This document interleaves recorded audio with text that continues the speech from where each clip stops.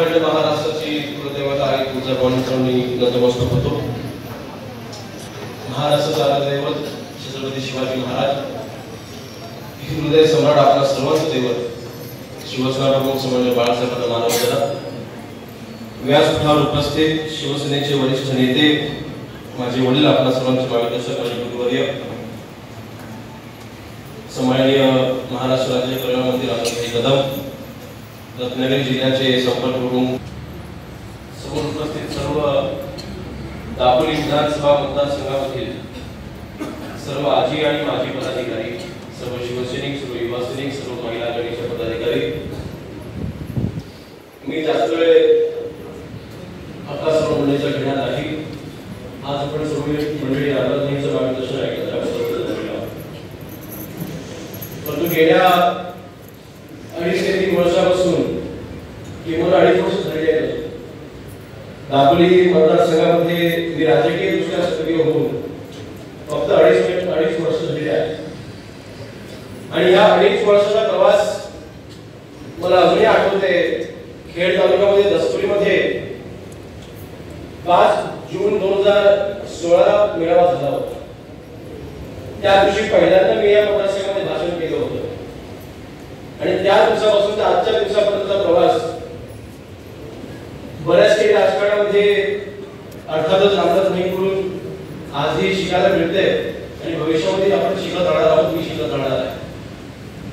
परंतु ह्या दापोली मतदारसंघाचं राजकारण तेव्हा माझ्यासाठी नवीन होतं।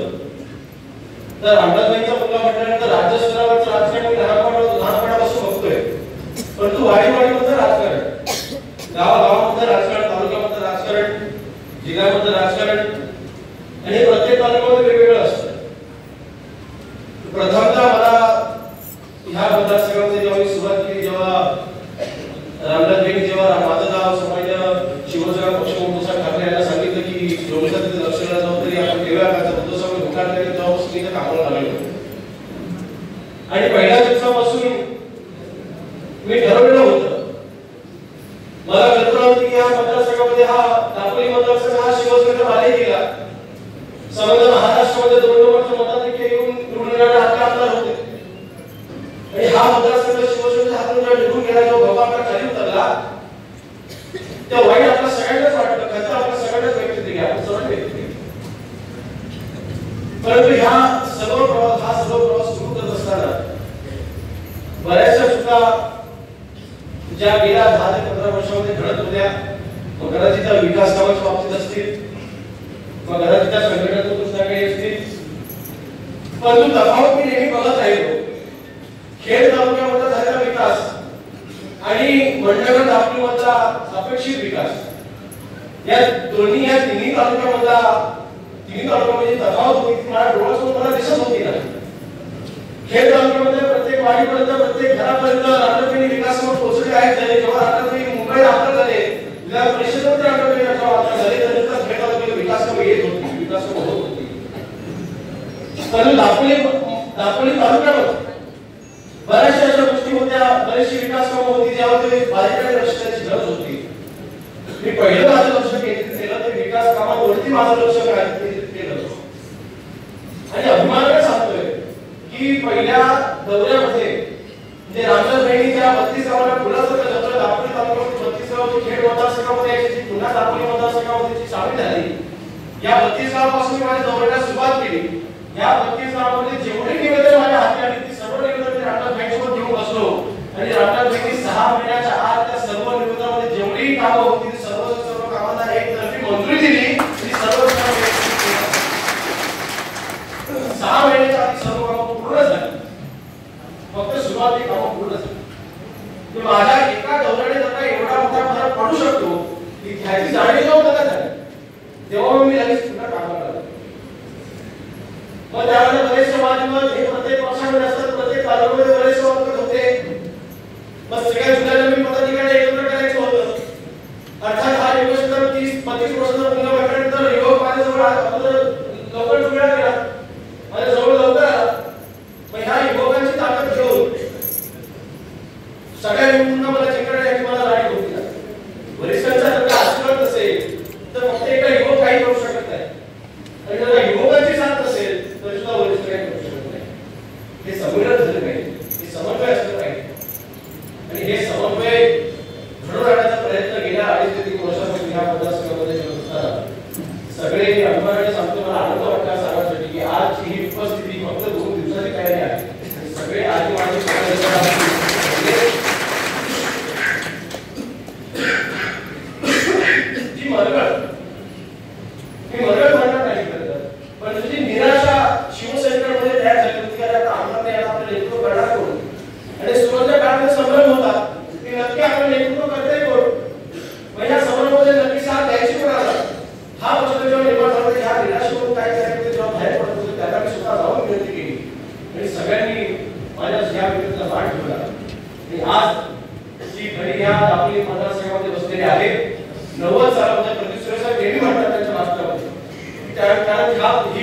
जवळ 23 वर्ष या दापोली तालुक्याचे तालुका प्रमुख होते. आज ते पुन्हा तालुका प्रमुख झालेले आहेत.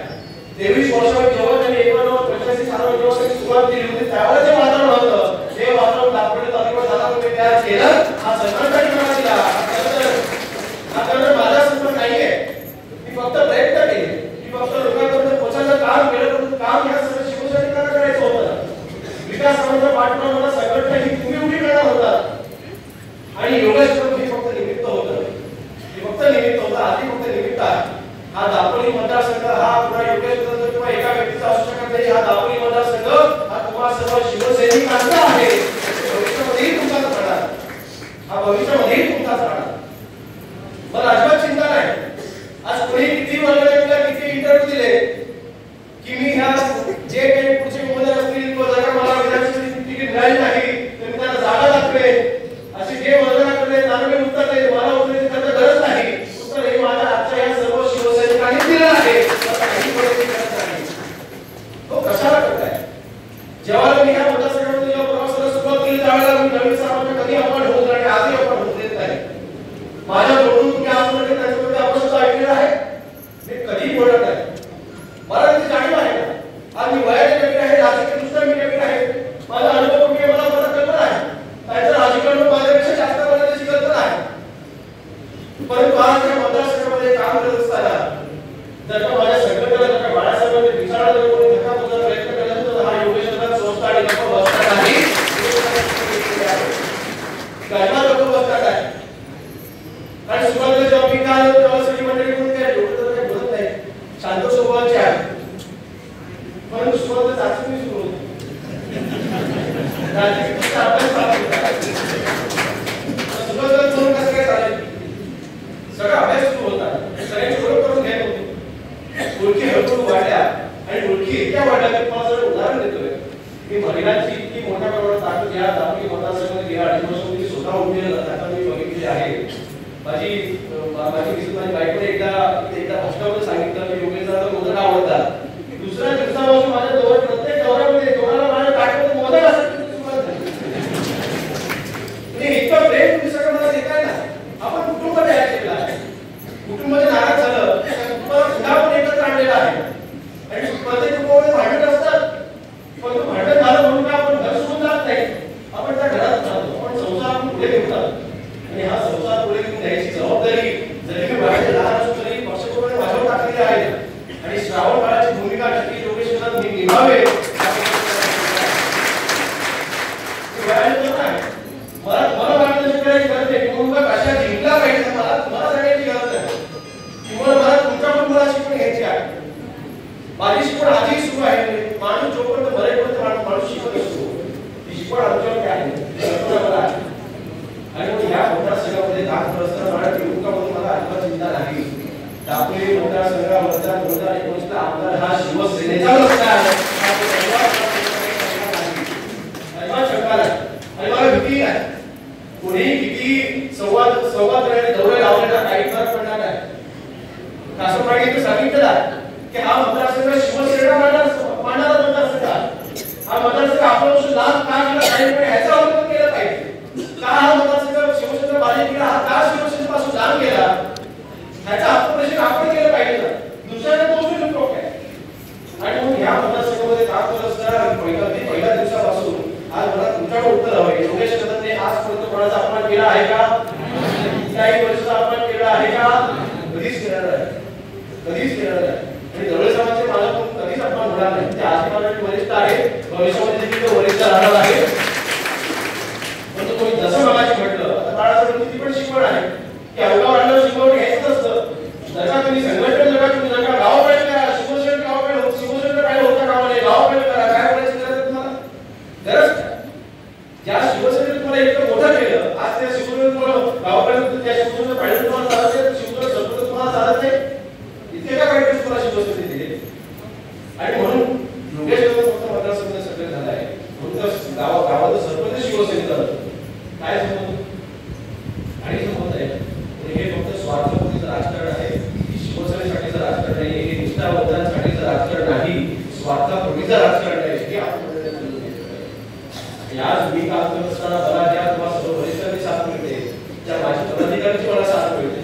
साथ एखाद्या तरुणाला लागते तेव्हा हा तरुण त्या चिंतेने उतरलोय की तिथं अशी भविष्यामध्ये देखील काय घडणार मी आता थांबणार नाही शपथ घ्यायला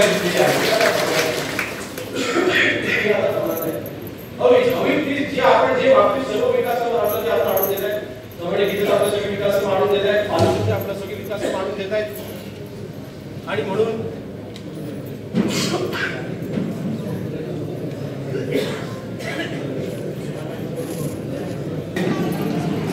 विषय घेत असतात या सर्व प्रवासामध्ये संघटनात्मक दृष्ट्या आपण सुद्धा लक्ष देण्याची सुरुवात केली आणि त्यावेळेला युवा सेनेचे पदाधिकारी महिला पदाधिकारी सर्व शिवसैनिक ह्या सर्व मंडळी जेव्हा गावाला जेव्हा दौरा सुरू केला तेव्हा लोकांचा मिळणारा प्रतिसाद हा नक्कीच उल्लेखनीय होता परंतु आज या मतदारसंघामध्ये आता निवडणुका जवळ आल्या आहेत लोकसभेच्या निवडणुका अगदी 3 महिन्यावरती आहेत त्याच्यानंतर लगेच विधानसभेच्या निवडणुका होणार आहेत खरं तर मला जास्त मोठं टीका करायला वेळ घालवायचा नाहीये परंतु आता ह्या मतदारसंघाचा आमदार परवा पालघरला एका कार्यक्रमासाठी गेलेला होता आणि आपण आता नेहमीच म्हणतो मगाशी पासून सांगितलं की आपल्या शिवसेनेच्या कामाचा श्रेय घ्यायचा प्रयत्न काय मंडळी करते हे विरोध करताय हो पण त्या दिवशी आपल्याकडे थोडून मोका जो झालेला आहे की कामं जरी शिवसेने आणली तरी नारळ मात्र मीच फोडणार आता आमदार म्हणून मोका झालेला आहे जेव्हा एका व्यक्तीच्या मनामध्ये जेव्हा तो हरलेला आहे तेव्हा आपल्याला चिंता करायची काही कारण नाही या मतदारसंघामध्ये किती कोणी वर्गणा केला तरी हा मतदारसंघ कालही शिवसेनेचा होता आजही शिवसेनेचा आहे आणि भविष्यामध्ये हा मतदारसंघ शिवसेनेचा राहणार आहे परंतु आपण कोणी आता कापली राहता कामा नये आपण आता कोणी कापली राहता कामा नये आपली लढाई ही आता जवळपास आता अंतावर चालली आहे ज्या पद्धतीने आपण आजपर्यंत लढत राहिलो आहोत ही लढाई अशी चालू ठेवा या लढाईमध्ये तुमच्या पाठीशी तुमच्या खांदा लावून लढण्याचं काम हा योगेश्वर भविष्यामध्ये चालू ठेवेल हा अजिबात माघार घेणार नाही हा शब्द मी आपल्याला सांगून देतो आणि जास्त वेळ न घेता आपण आज सर्व मंडळी आपलं घ्यायचं मार्गदर्शक आपण इथे उपस्थित राहिलो आहोत त्यांचं मार्गदर्शक मी उपस्थित राहिलो आहे आणि आज त्यांचं मार्गदर्शन घेतल्यानंतर मला कल्पना आहे की आपण काही दिवसांपूर्वी आपण बीएलएची आपण नेमणूक केली आहे आपले शाखा प्रमुख गट प्रमुख बूथ प्रमुख या सगळ्यांना आपण काही विशेष जबाबदारी आपण दिलेला आहे आता फक्त एवढी जबाबदारी पार पाडली आहे की आपापल्या पदाधिकारी आपण फक्त विभाग पकडलं त्या विभागामध्ये आपल्या जबाबदारी आहे त्या जबाबदाऱ्या पार पाडलं आणि तिथल्या विरोधांना कसं संपवता येईल एवढं फक्त आपल्याला लक्ष केंद्रित करायचं आहे बाकी कुठेही पेपरमध्ये ज्या बातम्या आपण त्याच्यावर काही विश्वास ठेवायची गरज नाही संघटना ही शिवसेनेची ही बाळासाहेबांची संघटना आजही मजबूत आहे आणि ही संघटना एवढंच आपल्या पुढल्या सगळ्या निवडणुका आपल्याला जिंकायच्या आहेत आणि ही निवडणुका जिंकण्यासाठी आता तुम्ही सक्षम व्हा या निवडणुका जिंकण्यासाठी तुम्ही सज्ज व्हा आणि ह्या सर्व प्रवासामध्ये योगेश्वर आता तुमच्यासोबत कायमचा जोडला गेला आहे आणि म्हणून तुमची मिळालेली साथ ठेवूनच पुढच्या विधानसभेच्या निवडणुकामध्ये या दापोली मतदारसंघावरती शिवसेनेला भगवा फडकवल्याची आणि हा योगेश्वर स्वतः बसणार नाही ही शपथ घेतो आणि सांगतो जय हिंद जय भारत.